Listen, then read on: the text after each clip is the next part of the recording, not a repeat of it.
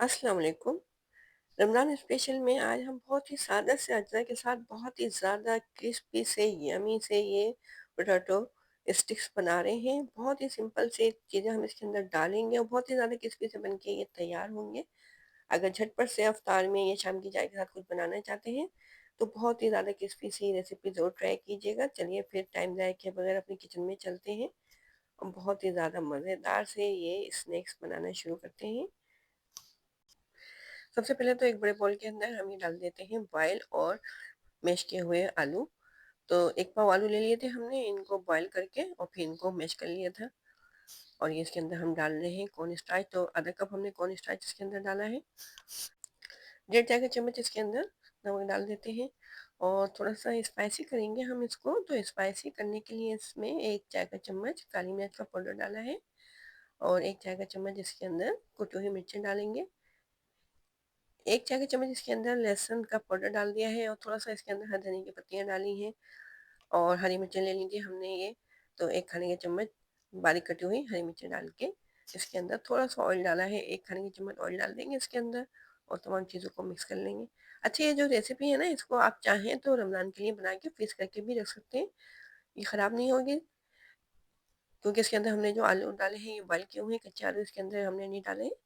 तो अच्छे तरीके से इन तमाम चीज़ों को हम मिक्स कर लेंगे।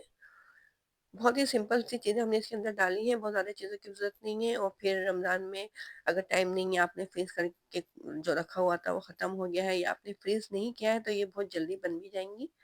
और शाम की चाय के साथ अगर बनाना चाहेंगे तो उसके लिए भी ये बहुत आसानी के साथ बनने वाले स्नैक्स हैं। तो अच्छे तरीके से तमाम चीज़ों को हमने मिक्स कर लिया था। अब ये क्या है कि हमने एक ये बैग ले लिया है, ज़िप-लॉक बैग है ये।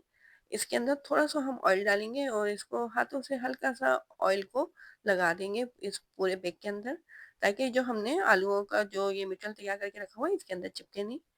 अच्छे तरीके से ऑयल को हमने इस बैग के अंदर लगा दिया है।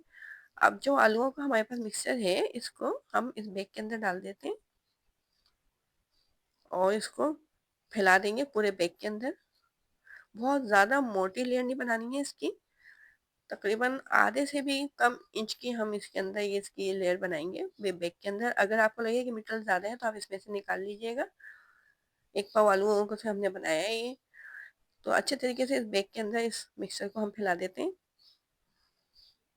और फिर इसको हम रख देंगे फ्रीज़र के अंदर। तो तकरीबन आधा घंटा लगेगा, फ्रीज़र में ये हार्ड हो जाएगा।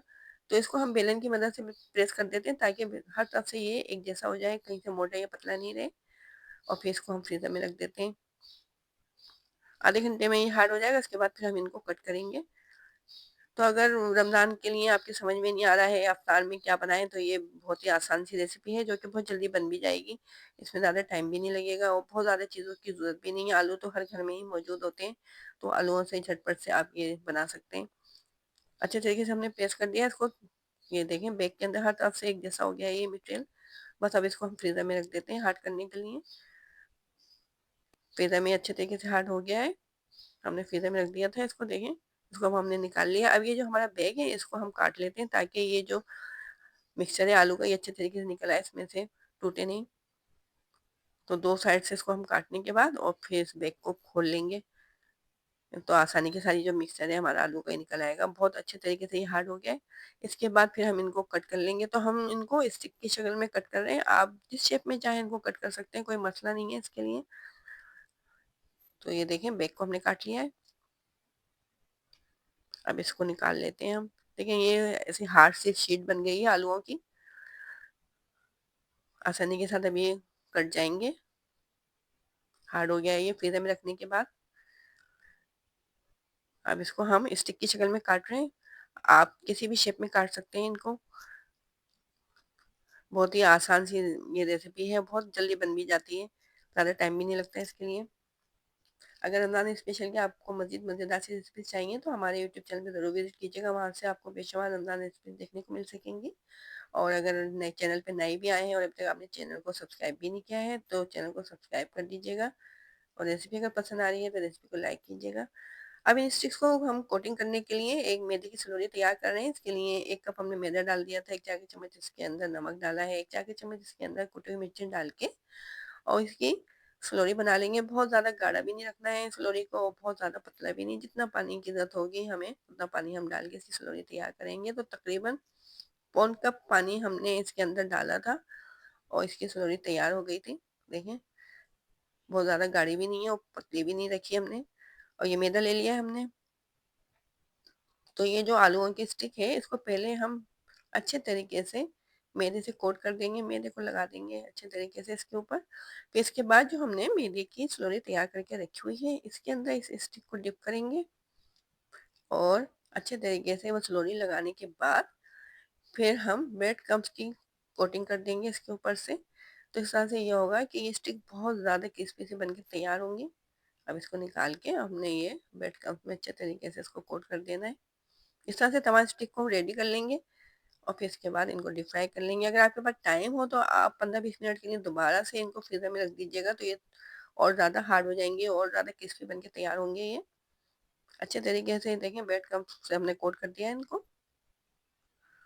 تمام اسٹک کو اسی طرح سے ہم ریڈی کر لیتے ہیں. اس طرح سے دیکھیں اسٹک ہم نے ریڈی کر لی ہیں. اب ان کو ہم ڈیپ فرائی کر لیتے ہیں. تو ان کو ہائی فلیم پہ ڈیپ فرائی کیجیے گا نہیں تو یہ ٹوٹ بھی سکتی ہیں اسٹک جو ہے ہماری. تو ان کو اتنی دیر تک ہم ڈیپ فرائی کریں گے جب تک کہ یہ گولڈن براؤن نہیں ہو جاتی ہیں. تو اس طرح سے بہت ہی زیادہ کرسپی سے یہ پوٹیٹو اسٹکس بن کے تیار ہو جائیں گی. جھٹپٹ سے بننے والی یہ ریسیپی دیکھیں باہر سے کتنی زیادہ کرسپی بن کے تیار ہو رہی ہے. یہ اس کے اوپر کتنا پیارا سا گولڈن براؤن سے کلر آ رہا ہے. سادہ سی چیزوں کے ساتھ یہ بہت ہی کرسپی سے یہ دیکھیں آلووں سے بنے ہوئے اسٹکس تیار ہیں. لگ رہے ہیں نا دیکھنے میں بہت زیادہ مزیدار. تو چاہیں تو آپ رمضان میں افطار کے ٹائم بھی ان کو فرائی کر سکتے ہیں اور اگر شام کی چائے کے ساتھ بنانا چاہیں تو اس کے لیے بھی بہت مزیدار سی ریسیپی ہے. شام کی چائے کا مطلب دوبالا ہو جائے گا اگر آپ اس ریسیپی کو ٹرائی کریں گے تو. دیکھیں کتنا اچھا سا ان کے اوپر کلر آیا ہے اور یہ کتنے کرسپی ہو رہے ہیں. ان کے اوپر جو ہم نے کمز وغیرہ لگائے تھے وہ نکل بھی نہیں رہے. صرف آلوؤں سے دیکھیں کتنی مزیدار سی ریسیپی بن کے تیار ہو گئی ہے جو کہ بننے میں بہت ہی زیادہ آسان ہے لیکن کھانے میں بہت ہی زیادہ مزیدار سی ریسیپی ہے. ضرور ٹرائی کیجیے گا. اس کو کامنٹ میں ضرور بتائیے گا کہ کیسی لگی آپ کو آلو سے بنے ہوئے یہ ریسیپی. تو اب ہمیں اجازت دیں. اپنا خیال رکھیں. اپنے سے جڑے لوگوں کا خیال رکھیں. اللہ حافظ.